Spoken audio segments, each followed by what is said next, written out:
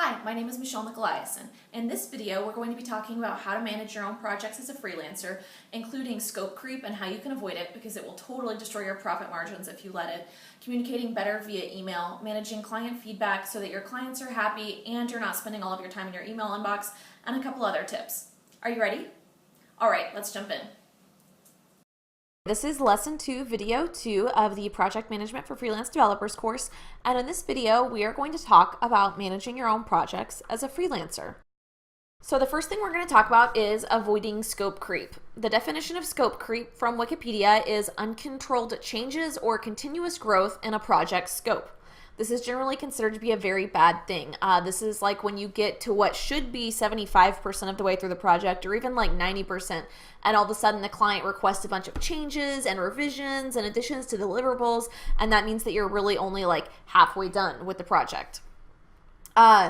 This is especially bad if you charge project fees or if you charge like per deliverable. So if you get paid based on the website or based on the amount of apps that you deliver, or if you're just getting paid for like the whole project, then this is really, really bad because it cuts into your profit margins and it can wind up making you get a really, really low hourly fee from that particular project. It's still bad even if you're charging hourly. It might not have the same monetary effect, but for example, if you told client B that you would be able to start on their work on this date, and then the project for client A takes so long that you have to push back that date, that can wind up making client B irritated. It can wind up making them go find another person. And so this is generally just a very bad thing.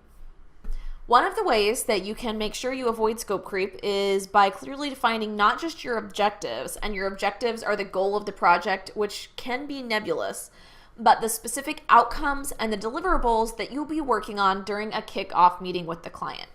So a lot of times, especially if you're working with bigger businesses or larger teams, they'll have project objectives like make a more on-brand website or something like that. And that's really not very concrete. So what you want to be getting out of this kickoff meeting is like, okay, I will deliver to you 1 wireframe, like 3 mock-ups, 2 rounds of revisions, and the final product coded according to these specifications with 1 week of tech support follow-up.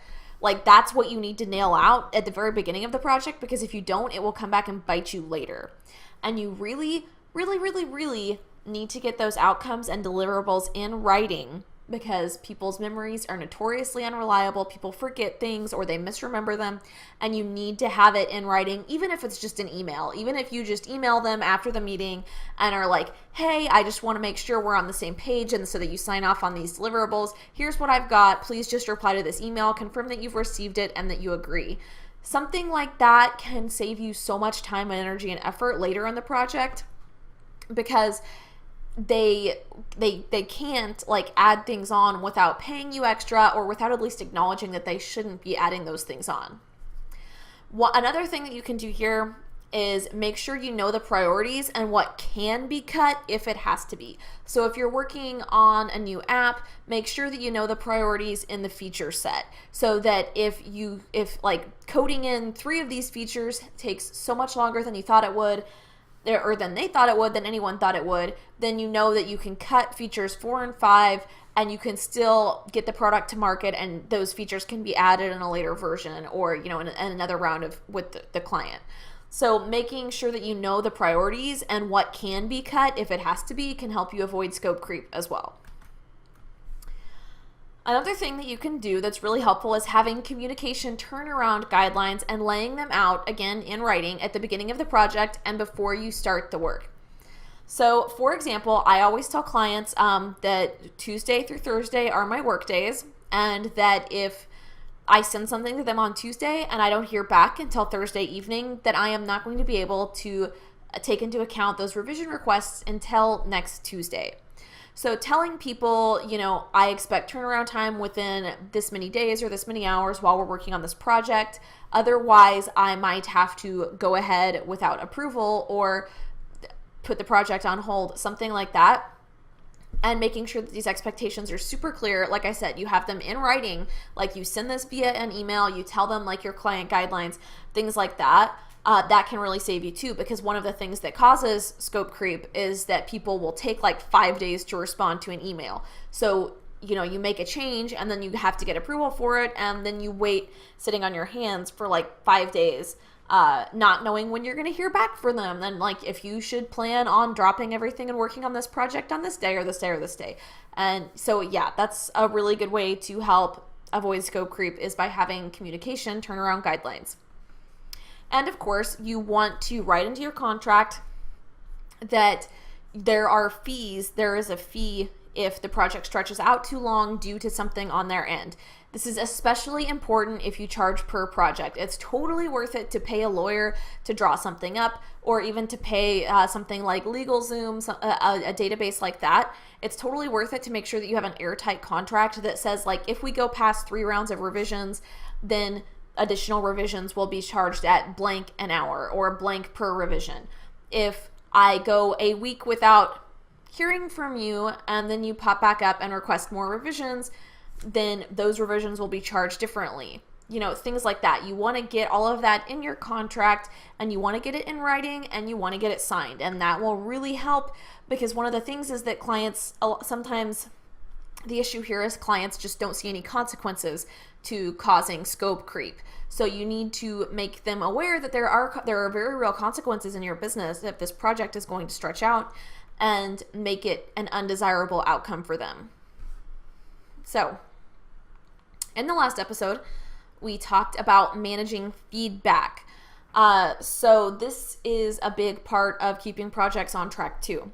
One of the things that you can do here is minimizing the project stakeholders, the people who can give their stamp of approval, the people who are like really inputting on this project.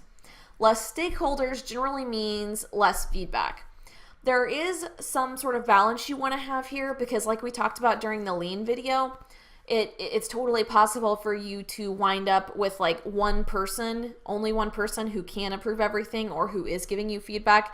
And if every part of the project relies on them, then that's a big bottleneck. So generally what you want to do here is try and avoid having to wait for feedback from like 15 people, things like that.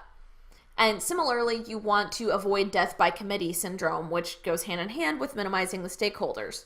We've all worked on those projects where you send something to the client and then every single person weighs in and none of them can decide on what they want, and like you have to wait while they argue it out internally for 2 weeks, and you just really want to not have that happen. Another way you can manage feedback is getting all of the feedback at once before implementing. So a big mistake that freelancers make is if they have to wait for feedback from like 3 people, then they'll send it to all of them. They'll get feedback from person number 1 and they go and make those changes. And then person number 2 has some extra feedback on top of that, but also person number 2 wants you to change some of the things that you changed to make person number 1 happier. So if you change things after each round of feedback, like after each person's feedback, instead of waiting for all of it to come in at once, then you can cause a lot of unnecessary stress and spend a lot of extra time on it. And then you want to repeat and summarize the feedback back to the client before you implement. So what this looks like in practice, what all this looks like in practice would be aiming to have like 3 people, probably 3 people would probably be ideal. Sometimes you're going to deal with more than that, but it's something to keep in mind when you're setting project rates, that the more stakeholders there are, the longer this is going to take, the longer the project's going to take. But so let's say you have 3 people, they're really good about not arguing, so you don't have to worry too much about death by committee syndrome. But every time you send something to them, you wait for all 3 of them to weigh in, and then you repeat it back to them and say, okay, so this is what John said, and this is what I'm going to do because of that. This is what Joe said. This is what I'm going to do because of that. Here's what Susie said, and here's what I'm going to do because of that. Altogether, what I heard is that I should make these changes on the project, and I can do that tomorrow. Can you just send me a quick email confirming that this is correct? And so it is gonna take a little bit more email time, but it will save you a lot of time, because once you repeat it back to them, what you heard might not have been what the client intended. We have all been in conversations where that was the case, and you don't want that to happen when your time and your effort and your money is involved. So one specific thing we're going to hone in on here is effective email communication. You want to ask better questions when you have to ask them via email.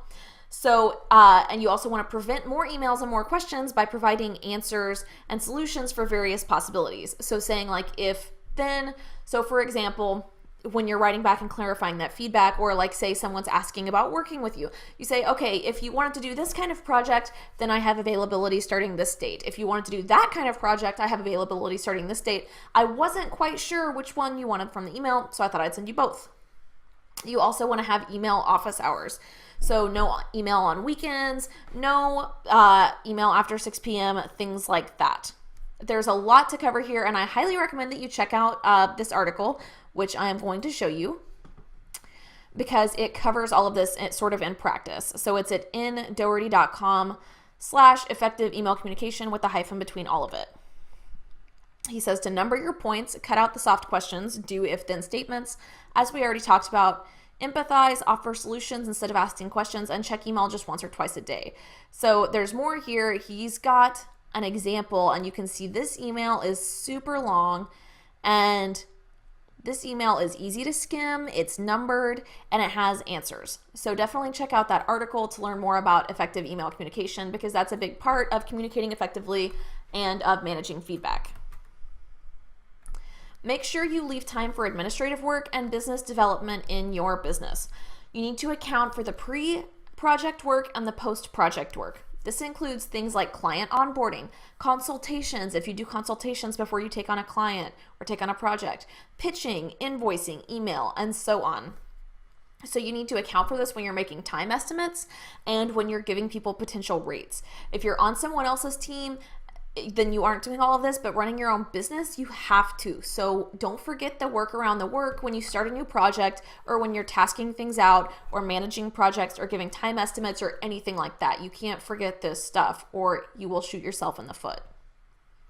Okay, to recap, you want to prevent scope creep with outcome and deliverable lists, communication guidelines, and priorities. You want to always get everything in writing. You want to manage the feedback by getting it all before implementing and then repeating it back to the client before you implement to make sure you're both on the same page. You want to work on improving your email communication using the tips from that article and the tips from that part of the slide. And you want to make sure that you are taking the time and the energy to account for administrative work and business development work in your business.